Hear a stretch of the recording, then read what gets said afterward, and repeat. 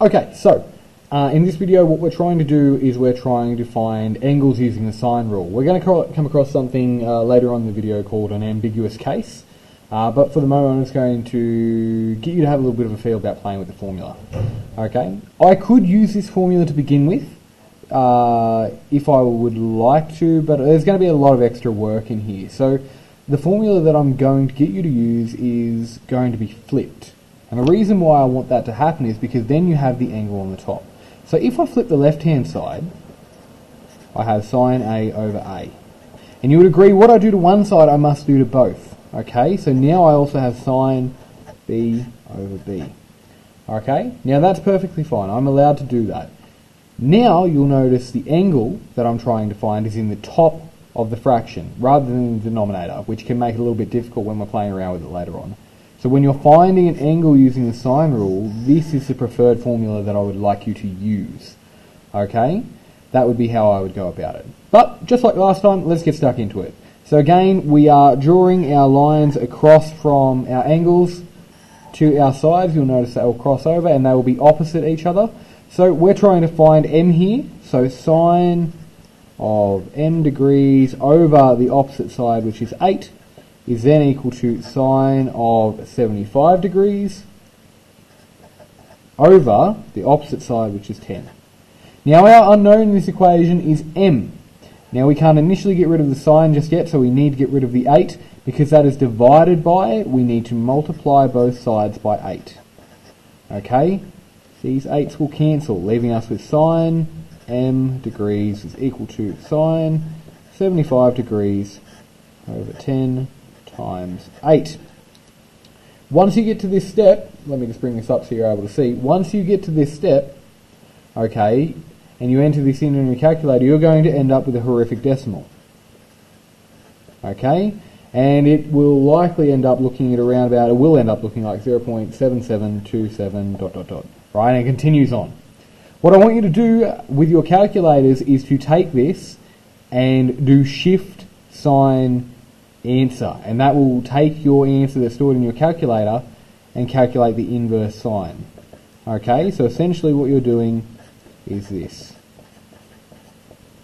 on your calculator. Okay, so now we end up with m degrees. Once you've figured all of that out, you should end up with the answer to the nearest decimal point when we're talking about degrees being 50.6 degrees as your answer. Okay, make sense? It's pretty similar to what we were doing with the finding a side. However, we've just flipped the formula and we have a few extra steps just to find that angle. Let me just move that up there. Okay, it's pretty similar with what we were doing before. All we've done is flip the formula, okay, and added in a few extra steps, including the inverse sine, to find our answer. Alright? Okay, so here's our second example that we're going to be working with. And this is known as the ambiguous case that you're going to see popping out. But we won't focus on that just for the moment. Let's just do it as if we normally would. Okay? So we're using our sine rule formula. Sine A over A is equal to sine B over B. Okay? Essentially what we're trying to do, okay, is just find this unknown angle theta. Okay? Like always, we draw our arrows across our triangle to identify which sides are opposite which to help us avoid mistakes. Okay, so sine of theta over the opposite side of theta is 6 is equal to sine of 40 degrees over the opposite side is 4. So again, we're trying to get theta by itself, so we need to get rid of the 6 to begin with. Multiply both sides by 6. Okay, these two will cancel, leaving us with just sine theta is equal to sine 40 degrees over 4 times 6. Okay? So let me move this up so you can see what's going on for the moment. Alright? Once you enter this in on your calculator, alright, and you take the sine inverse of it, okay, we're going to come up with our angle. But before we come up with our angle, the first thing that's going to happen is we're going to end up with a decimal. 0.964 ... and that's going to continue on. Our next step that we need to do is we need to do theta is equal to the inverse sine, and you can do this in on your calculator, of that decimal that you just obtained. Okay, and this will help us figure out our. the angle that should pop out on your computer should be 74.6 degrees, and that's just going to one decimal place. Okay? Right, that's the answer that you should come out with. However, there is the option for another solution to this particular equation for theta. There is another angle. You may remember when we were doing angles of any magnitude that we could lift our angles up going from the anti-clockwise. We would have 74.6 degrees. Okay, in the first quadrant, that would be our 74.6 degrees measurement. And that was going to be equivalent, because sine was also positive in the second quadrant, to another angle over here. And the way that we found that angle, okay, was 180 degrees, always measuring from the horizontal, minus 74.6 degrees.